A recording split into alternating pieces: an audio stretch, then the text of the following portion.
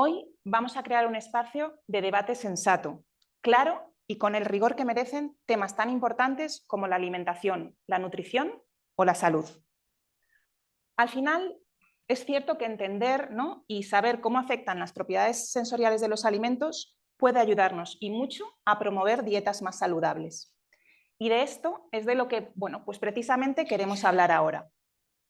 Como veis en pantalla, nuestra próxima mesa se llama Con los 5 sentidos.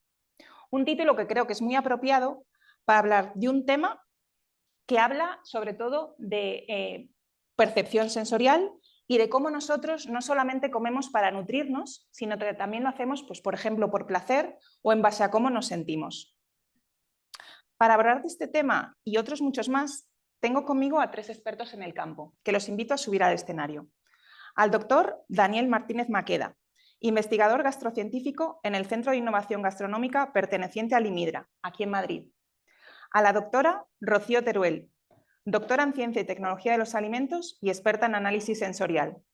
Y al doctor Gregorio Varela, catedrático de Nutrición y Bromatología y director del Instituto Universitario CEU Alimentación y Sociedad en la Universidad CEU San Pablo.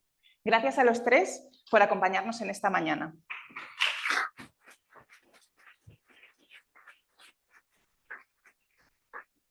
Bueno, ahora que os tengo aquí a los 3 y para empezar esta mesa de debate, a mí me gustaría empezar pues, por lo más básico, ¿no? Y en este caso es por el sentido del gusto, que creo que, pues quizás cuando hablamos de alimentación o de comida es el primero que se nos viene a la cabeza. Así que voy a dirigirte a ti, doctora Teruel, la primera de mis preguntas. Es verdad que aquí en España, ¿no?, o en español, utilizamos mucho el término sabor, pero en inglés tenemos otro concepto que es el de flavor o flavor, que creo que no es exactamente lo mismo. ¿Podrías explicarnos un poco la diferencia? Podría. Bueno, cuando introducimos un alimento en nuestra boca, lo primero que pensamos de forma intuitiva es que el sentido del gusto nos va a dar la mayor parte de la información. Y nos da mucha información, nos dice si es salado, si es dulce, si es amargo, si es ácido. Eso nos dice si es umami, el sabor que detecta. Eso nos va a decir un poco sobre la composición nutricional que tiene el alimento. Nos va a decir también si hay algo que no está bien, si el amargo y el ácido suelen ser como señales de aviso de que algo no puede ir bien, que puede haber algún compuesto tóxico, pero realmente pensar que si metemos, bueno, también nos dice información sobre la textura, sobre reacciones trigeminales, como el picor, el frescor, pero imaginaros que metéis una cucharadita de yogur en la boca de fresa y al rato una de vainilla, y realmente solo con el sentido del gusto no sabríamos diferenciar una de la otra, porque hay una parte muy importante que es el aroma, que nos da hasta el 80% de lo que nosotros en español llamamos sabor, y que sería lo que decía Carlota, que es flavor, y es ese conjunto de gusto más sabor. ¿Qué nos pasa en español? Pues que usamos sabor como gusto y al final nos cuesta un poco diferenciarlo y nos cuesta a veces hasta integrarlo. Por eso muchas veces hacemos pruebas cuando estamos entrenando a paneles de cata para que vean que efectivamente hay una diferencia entre el uno y el otro.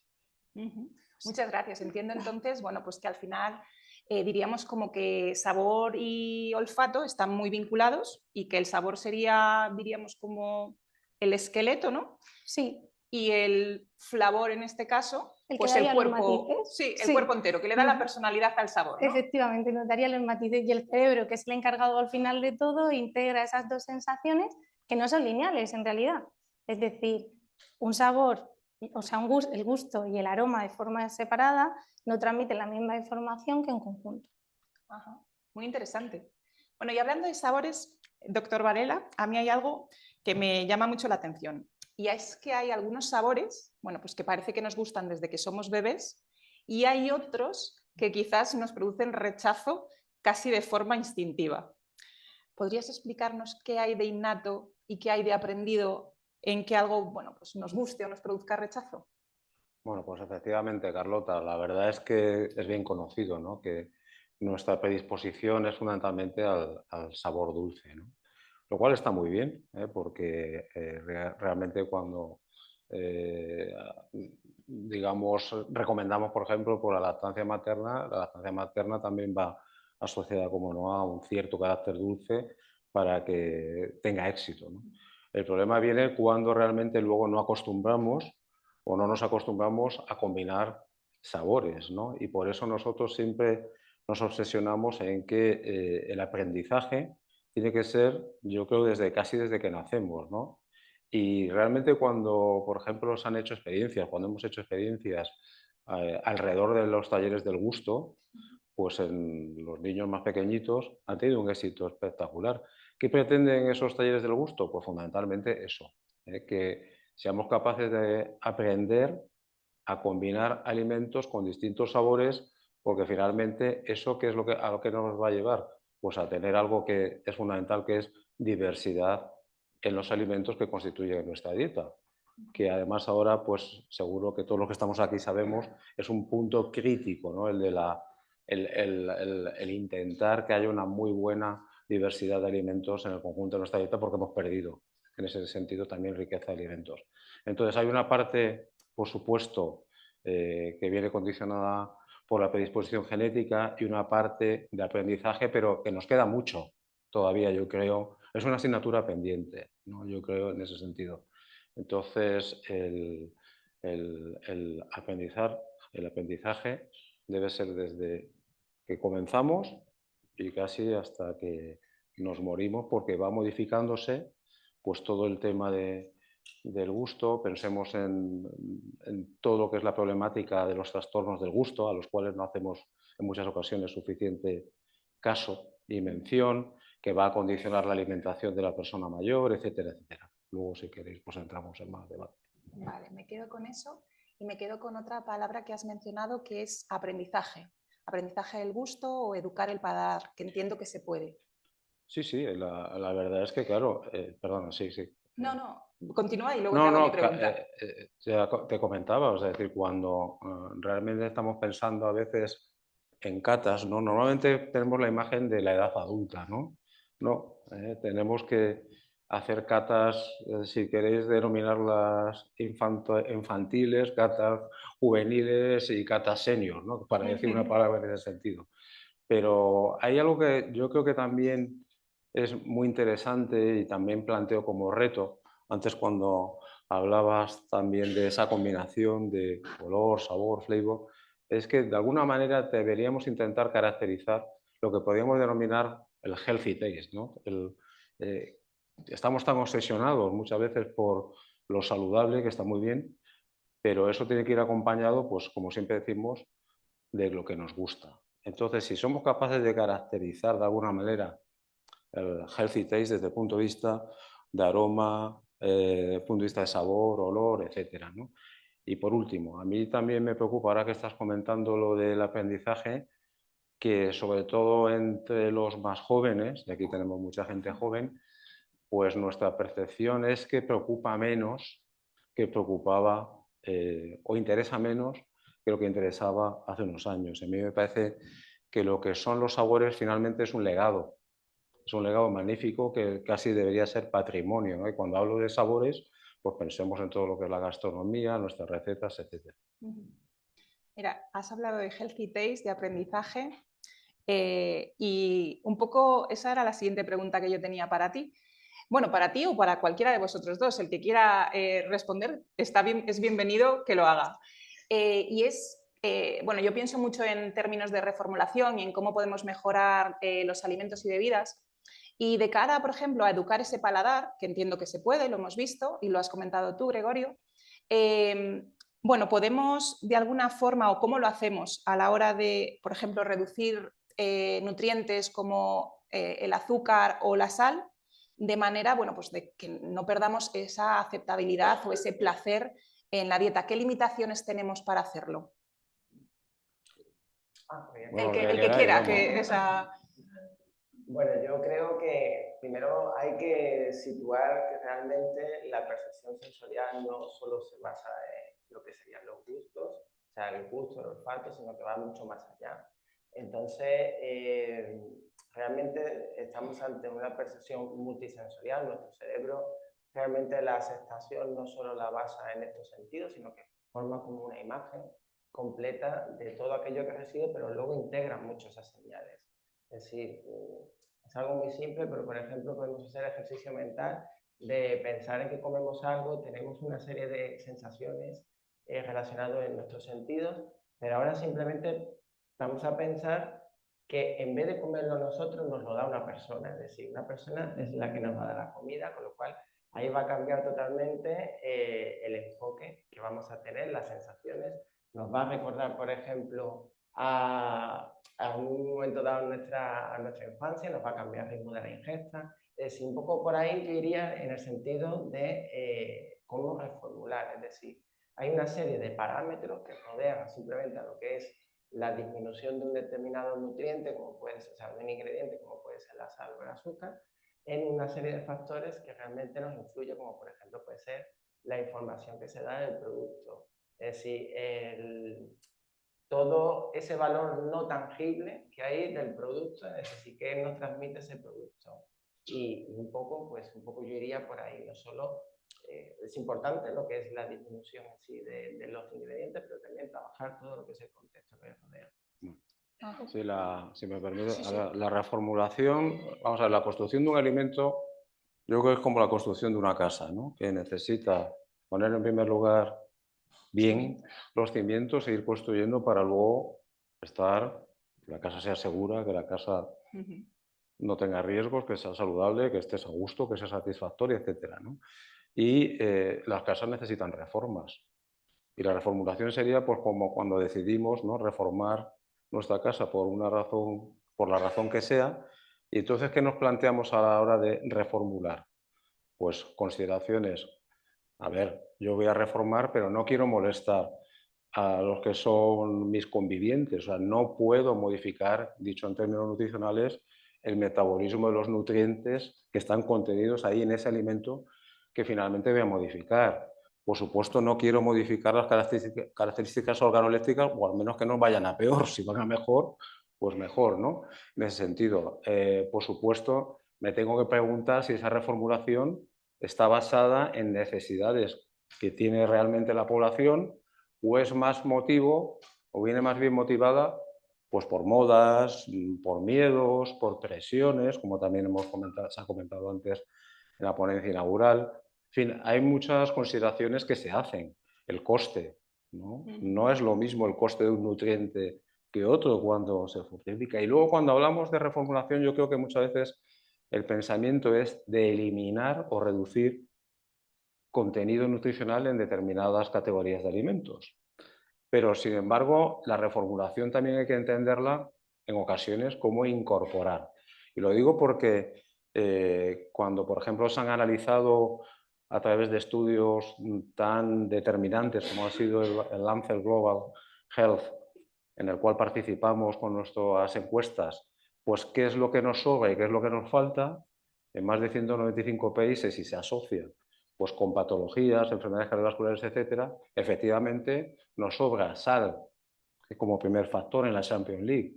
Pero luego empiezan a aparecer que nos faltan muchos componentes. Pues nos falta consumo de grano entero, consumo de fibra, de frutas y verduras, de omega 3, etcétera. Es decir, y esta es una oportunidad también para empezar a pensar en una nueva, digamos, reformulación, que a mí a veces me gusta denominar también como reformulación de precisión, targetizarla para realmente las necesidades de la población, los distintos grupos, etcétera, etcétera, ¿no?, poblacionales. No vale la moneda universal para todo. Y dicho esto, la reformulación funciona.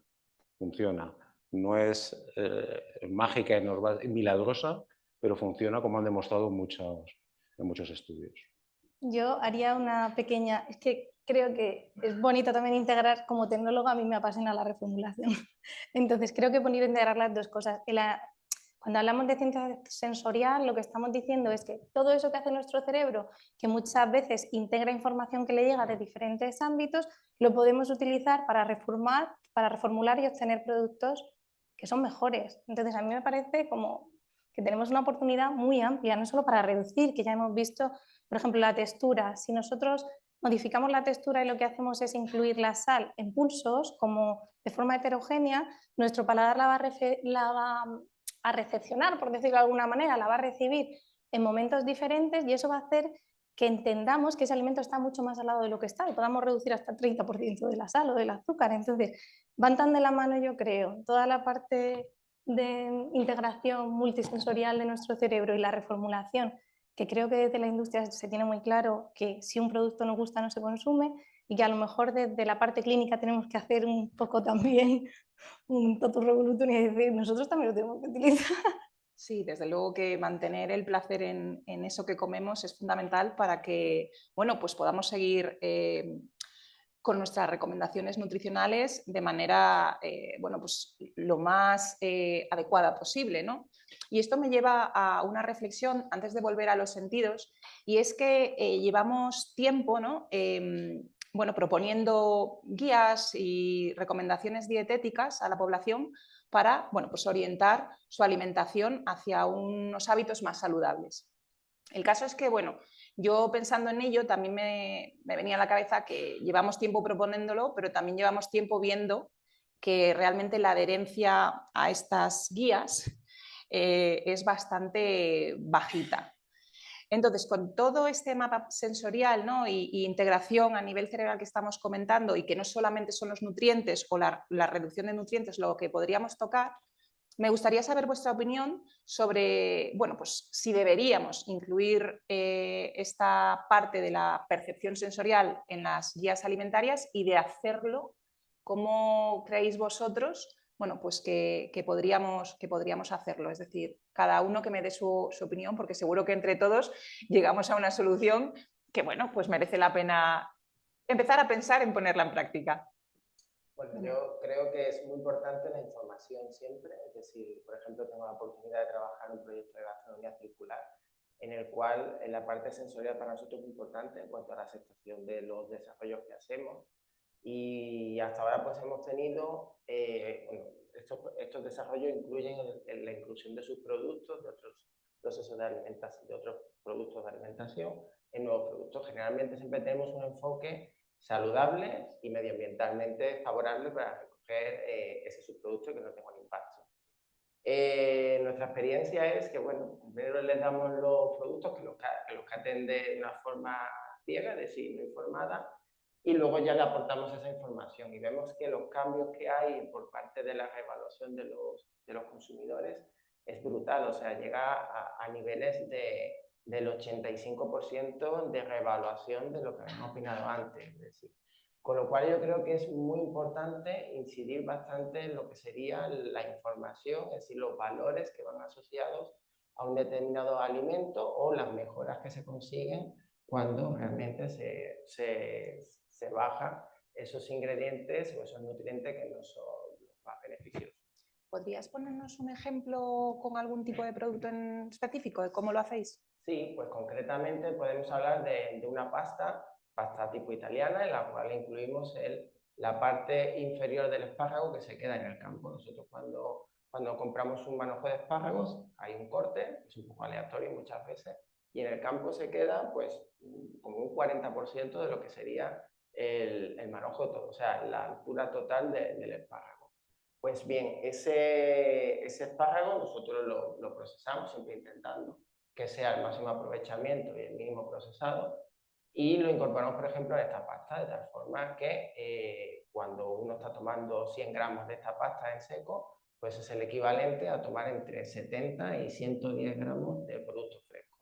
Con lo cual, bueno, cuando se le da este producto a los catadores, ellos la primera sensación a lo mejor lo ven verde y sé que es una pasta de verdura, y lo relacionan con la pasta que a lo mejor estamos acostumbradas, que viene con espinaca, pero que realmente viene con un extracto, con lo cual hasta incluso en un momento dado el sabor molesta, entre comillas, ¿vale? Y se puede hasta incluso valorar más positivamente el otro producto. Pero claro, cuando se le dice estamos ayudando de esta forma a que este producto no tenga un impacto negativo y tiene estos beneficios a nivel nutricional, de este aporte de micronutrientes, de fibra. Entonces ahí la percepción cambia totalmente, la valoración cambia totalmente.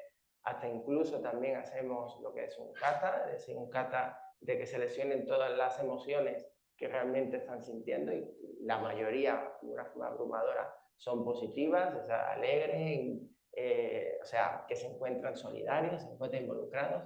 Entonces, en ese sentido, creo que la información es muy importante a la hora de... Es decir, la narrativa que le damos a los alimentos. Sí.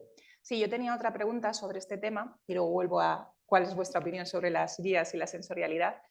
Y es precisamente esa, si el cómo etiquetamos los alimentos, es decir, si por ejemplo denotamos un alimento como, bueno, pues esto es saludable, esto es sostenible, esto es calórico, si influye esa narrativa o esa etiqueta en cómo percibimos el alimento. Desde el punto de vista sensorial, ¿tiene un efecto en si nos gusta más, nos gusta menos, nos hace sentir más satisfechos, menos satisfechos? ¿Para mí? Para ti. Yo creo que la expectativa que formamos alrededor del alimento, sea como sea, por la información que nos llegue, la vamos a tener en cuenta a la hora de catarlo realmente. Y lo que hace nuestro cerebro es al final comparar las señales que le llegan con las que él ha pensado que iba a percibir. ¿Qué sucede? Que si hay mucha diferencia, habrá una connotación muy negativa, un disgusto sensorial tremendo, porque él ya había empezado a trabajar con había empezado a prever ese placer y será un desastre. Pero también es verdad que si esa expectativa hace que el alimento se vaya a considerar mejor y luego no hay mucha diferencia, hasta muchas veces le subimos la puntuación. Entonces, creo que todo lo que digamos alrededor del alimento, toda la información que lancemos antes, va a afectar seguro en cómo lo evaluamos finalmente.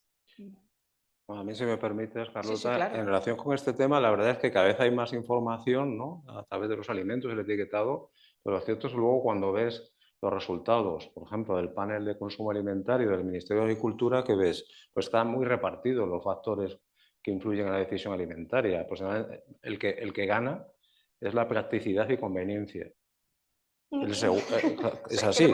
Al final, O sea, el segundo, digamos, en la Champions League, ¿cuál es? Bueno, pues está ahí fundamentalmente, sí, ahí aparece el sabor. Que nos gusta. El tercero está la salud. O sea que, y el cuarto, pues la costumbre, ¿no? El legado. Con lo cual, yo creo que todavía ahí no hay mucho impacto en lo que es la decisión, ¿no?, final del consumidor. Hay otros factores que sin duda influyen más, ¿no? Sí, que quizás, bueno, en función un poco también de nuestros valores y de lo que busquemos, bueno, pues nos impactan fundamentalmente el sabor de los alimentos, su precio, la salud, y bueno, que sea realmente fácil de preparar, de cocinar y de consumir. Yo creo que un tema es si hacemos una encuesta, como hacemos, y otra cosa luego, como siempre decimos, es el carro, que la compra en muchas ocasiones, ¿no?, por muy diferentes factores, ¿no? Y volviendo a lo de guías alimentarias que me comentabas,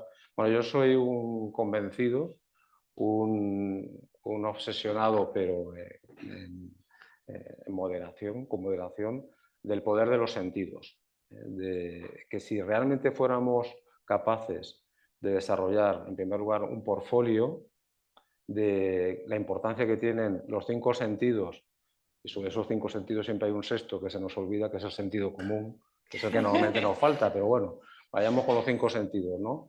Pues realmente seríamos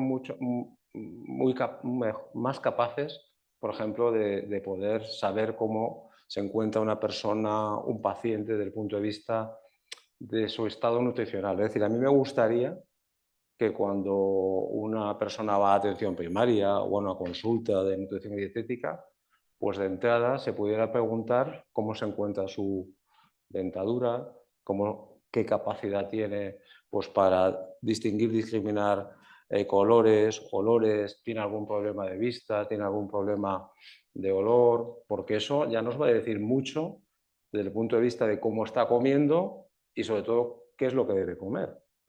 Y no digamos ya si hay alteraciones, ¿no?, del gusto, la vista, el olfato, etcétera, ¿no? Cuando ocurre eso, ¿cuáles son los alimentos que se ven más perjudicados porque se dejan de comer? ¿Cuáles son las preparaciones culinarias que a lo mejor evito, rechazo? ¿Cuáles son los nutrientes, por ejemplo, por tanto, que me van a faltar o algunos que me van a sobrar? Sinceramente, creo que eso es algo que nos falta, y nos faltan las guías alimentarias. Hay un mea culpa que los que nos dedicamos a desarrollar guías alimentarias vamos poco a poco, ¿no?, incorporando pues factores que están asociados a la alimentación. Sois muy jóvenes todos, pero no hace tantos años pues estaba solamente y de manera exclusiva lo que se come y lo que se bebe. Luego se incorpora la actividad física, luego incorporamos la sostenibilidad, luego incorporamos ahí, que todavía un poco de manera para mí no suficiente, los aspectos sociales, la importancia de comer acompañado, las habilidades culinarias. Bueno, pues ahí tendremos también que incorporar pues todo lo que es el tema de las capacidades sensoriales, ¿no? Sí, porque la verdad que es bastante importante incorporarlas. Lo tenemos a veces en cuenta o mucho en cuenta en determinadas patologías, pero quizás no tanto a nivel de población general, que cuando hablamos de salud pública, pues es una parte importante a tener en cuenta. Y evaluar las capacidades, no sé, es que los test que los hacemos cuando vamos a entrenar un panel son pruebas realmente sencillas y de bajo coste, y no se nos ocurre hacérselo a un paciente en clínica para ver si tiene una deficiencia en algo. No detecta este sabor, o no te digo todos los aromas, pero algo general. Sí, es cierto que eso no se hace, no se tiene en cuenta, como decías tú, si lleva dentadura, sí. Y es que te cambia todo el sí, sistema. Sí, te cambia lo que comes y también te cambia pues, el placer que sientes, ¿no? Comiendo. Y si sabes que hay una deficiencia en la detección del sabor, a lo mejor con el aroma la puedes paliar. Entonces, creo que sí que sería importante tenerlo en cuenta. Esto que comentas, o sea, es decir, que si hay una deficiencia en la parte como más gustativa, podemos paliarlo con el aroma. ¿Hay alguna cosa que Sí, hay muchos estudios que relacionan, se llama congruencia al final, que hay sentidos que relacionamos, ¿no? El aroma, por ejemplo, con el gusto tiene unas relaciones muy fuertes, porque conforme, como decía antes Gregorio, conforme vamos creciendo, nosotros vamos haciendo relaciones, vamos probando cosas dulces que están relacionadas con ciertos aromas, entonces damos por hecho que si algo huele a vainilla, va a estar dulce, ¿no? Hacemos ese tipo de relaciones. Si yo sé que tengo problemas en la detección del dulce, puedo fomentar que haya más aroma en el producto con estos aromas que están relacionados, y cuando el cerebro integra estas dos cosas, muchas veces no hay ni siquiera diferencias. Hay estudios que dicen que no hay diferencias. O sea, que al final es lo que hace es que compensa, el cerebro tiene que ir rápido, tiene que ser eficiente, coge la información y tira para adelante. Entonces disfrutan mucho más de los alimentos porque les estás dando como un punto de apoyo que palia la deficiencia que tienen. Eso para mí en enfermedades en las que hay una degeneración, por ejemplo, o simplemente la vejez, puede ser un punto de apoyo importante. Bueno, incluso en una persona adulta normal que quiera reducir un poquito el sabor dulce en su dieta, ¿no? A lo mejor quizás si aromatizamos con vainilla podemos reducir la cantidad de azúcar que añadimos a cualquier preparación. Sí, además estas estrategias las utiliza la industria, o sea que están muy extendidas porque dedica un esfuerzo. Pero no pensáis que hay una tendencia a buscar olores y sabores mucho más neutros que los que tenían nuestros abuelos. Es decir, ahora molesta un olor fuerte, ¿no? de un plato, de una receta o un sabor fuerte. Entonces eso finalmente pues, se va un poco a un modelo plano.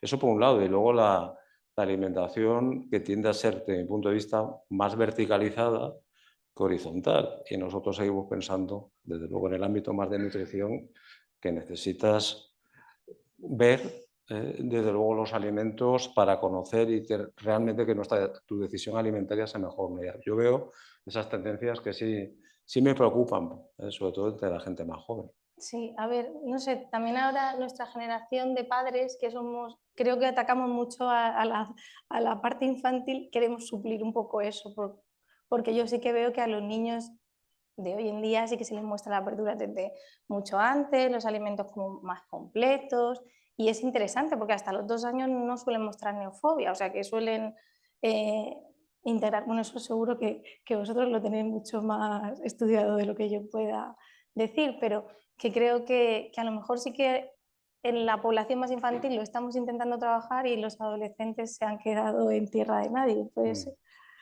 Sí, pero ahí yo estoy de acuerdo un poco con Gregorio, sí que se ha tendido un poco a una infantilización del gusto general, es decir, al final la variabilidad de alimentos, de sabores, entendidos por el flavor, al final se ha ido reduciendo y en el fondo un poco se ha tendido a dar eso que realmente gusta, ese dulce, ese salado, esos sabores a lo mejor un poco intensos pero monótonos. Y sí que es verdad que, claro, en esta nueva etapa que nos toca ahora abordar desde la reformulación, sí que nos encontramos, por ejemplo, con parámetros como lo que estábamos hablando antes, de que la conveniencia es uno de los parámetros más importantes, pero realmente también deberíamos abordar esa reformulación desde el sentido de intentar educar en una mayor cantidad de matices organolépticos y que realmente... Y eso viene un poco desde la educación y viene desde un poco la práctica, desde lo que comemos. Sí, incluso la presentación habitual, ¿no?, de los alimentos y bebidas, bueno, pues de manera constante y poco a poco. Entiendo que el que sea paulatino ayuda. Bueno, nos estamos quedando sin tiempo, pero después de haber puesto todo este mapa sensorial sobre la mesa, a mí, bueno, pues no me gustaría dejar de haceros una pregunta, y es si, bueno, saber vuestra opinión, si es que todo lo que ya estamos haciendo tiene algún impacto o está teniendo algún impacto real en la, bueno, pues en la dieta de la población, porque realmente si estamos reformulando, si estamos mejorando los alimentos, si estamos diseñando e innovando en ese sentido, pero al final no conseguimos cambiar el patrón alimentario, pues nos quedamos como a medias. Entonces me gustaría saber, bueno, pues si creéis que lo que estamos haciendo funciona y si hay datos reales de que realmente está logrando efectos positivos. Yo creo que sí que estamos en el buen camino, pero efectivamente queda mucho trabajo por hacer y tenemos que entender realmente cuáles son las prioridades a día de hoy. Es decir, no nos podemos abandonar lo que es la sensorialidad, es decir, la aceptación por parte del consumidor, pero nos tenemos que ir, aunque yo soy un amante de la cocina y de que la gente cocine, pero vamos a asumir que realmente hoy día hay una tendencia a la baja. Entonces, independientemente de que vayamos a promocionar eso por todos nuestros medios posibles, sí que es verdad que uno de los parámetros que más se está poniendo sobre la mesa es la conveniencia. Es decir, y ahí lo que animaría al sector es que, además de trabajar esa reformulación obvia que hay que trabajar a nivel nutricional, pues entre en juego conceptos como el food design, que realmente está trabajando seriamente para que eso podamos utilizarlo de una forma más conveniente, se adapte mejor a nosotros, aparte de lo que ya hemos hablado antes, de trabajar un poco quizás el relato, es decir, aparte de lo que es la propia composición, trabajar el relato, porque muchas veces hay un producto que es tangible, que es decir, lo que yo quiero comer o lo que creo que estoy comprando, y luego un producto total, que es la experiencia completa. Entonces, en ese sentido, bien, pero creo que no podemos abandonar esos otros flancos que hay que abordar. Por mi parte igual, yo creo que la industria va trabajando, nos queda mucho que hacer a nivel de reformulación, tenemos muchísimas oportunidades, la ciencia apoya y nos va dando líneas sobre las que trabajar, y nosotros desde Clínica también creo que tenemos una buena vía de trabajo, entonces ambos caminos deben de seguir esforzándose, porque creo que estamos en el inicio de algo que si llevamos bien puede ser muy potente. Muy rápidamente, en primer lugar, hay que aplaudir la reformulación que ha llevado, voluntaria que ha llevado a cabo la industria, más de 3.500 productos, que ha funcionado porque realmente, con diferencias entre las distintas categorías, se ha disminuido el contenido en nutrientes críticos, y eso lo tenemos muy bien plasmado, por ejemplo, pues en una base de datos de composición de alimentos y bebidas procesadas que hemos desarrollado, que os invito a conocerla y a consultar, que es Tábula, por parte de nuestro instituto. Segundo lugar, ¿eso tiene impacto realmente en la población? Bueno, pues esa es una segunda parte de este proyecto. Nuestro que desarrollamos es el Reforest y no tenemos tiempo, pero sí te indico, estamos estudiando población infanto-juvenil y nuestros primeros datos indican que efectivamente, cuando se compara con hace 10 años, pues al menos en lo que es algunos marcadores relacionados sobre todo con azúcar, grasa y sal, funciona. Así Pues, que hay que hacer muchas más cosas, pero vamos por la buena línea en ese sentido. me alegro de escuchar estas respuestas, por lo que a mí concierne. Muchísimas gracias a los tres. Ha sido interesantísimo conversar con vosotros. Gracias de verdad, bueno, por aterrizar conceptos que quizás a veces son un poco técnicos, ¿no? Y lo habéis hecho con ejemplos que dan mucha claridad. Y me quedo con una idea muy potente, además de algunos consejos, como el hecho de tener en cuenta con quién como a la hora de modular mi ingesta, pero bueno, sobre todo con que la experiencia sensorial condiciona mucho más de lo que pensamos lo que comemos. Así que nada, un aplauso para los tres.